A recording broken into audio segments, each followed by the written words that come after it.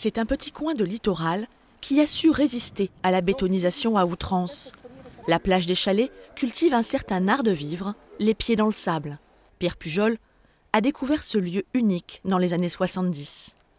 On vivait un été où c'était un peu un retour aux sources, avec des aménagements intérieurs des chalets quand même succincts et un peu rustiques. Mais ça faisait le charme. Ça a bien changé depuis puisque effectivement les chalets étaient sur la plage et le sol était du sable. Ce charme authentique, c'est sa femme qui lui a fait connaître. On boit le café? Ben oui, boire le café, un souvenir du bon vieux temps. La famille Clergue occupe ce chalet depuis 5 générations. C'est le grand-père de Chantal qui l'a construit, en 1947. Longtemps, il n'y a pas eu d'eau potable, jusqu'à ce que des bornes soient installées. 2 par îlot, pas plus. La nuit, ils se groupaient 2 ou 3 propriétaires de chalets pour creuser une tranchée, aller piquer l'eau, se la mettre au chalet. Puis la nuit suivante, c'était un autre chalet qui la mettait. Et comme ça, tout le monde a eu l'eau. L'histoire de cette plage commence avec celle des bains de mer dans les années 1850. Les Narbonnais y viennent alors l'été et construisent les premières baraques.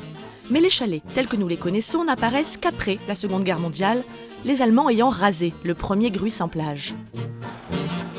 Au lieu de reconstruire n'importe comment, il s'est fait un plan en dents de scie, en essayant que d'une fenêtre ou de la terrasse, on puisse avoir une vue sur la mer. Et il y a eu donc ce que l'on appelle des rangées. Les chalets, quand vous cherchez un chalet, vous ne cherchez pas un nom de rue, vous cherchez le chalet 521. Ça veut dire qu'il est à la 5e rangée, que c'est le 21e.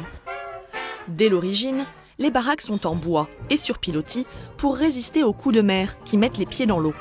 Puis, en 1975, les chalets sont rehaussés de 1,20 m pour permettre l'installation du tout à l'égout.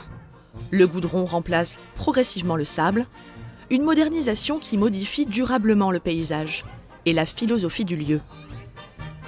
Du fait qu'il n'y avait que du sable, on pouvait aller à pied, pieds nus, jusqu'à la mer. Les enfants y allaient tout seuls. Même des fois avec les dunes, on sautait des terrasses sur les dunes. Ça faisait toute une... voilà.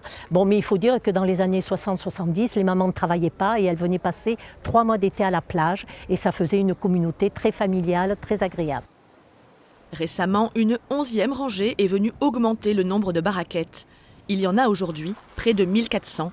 La plage des Chalets affiche complet.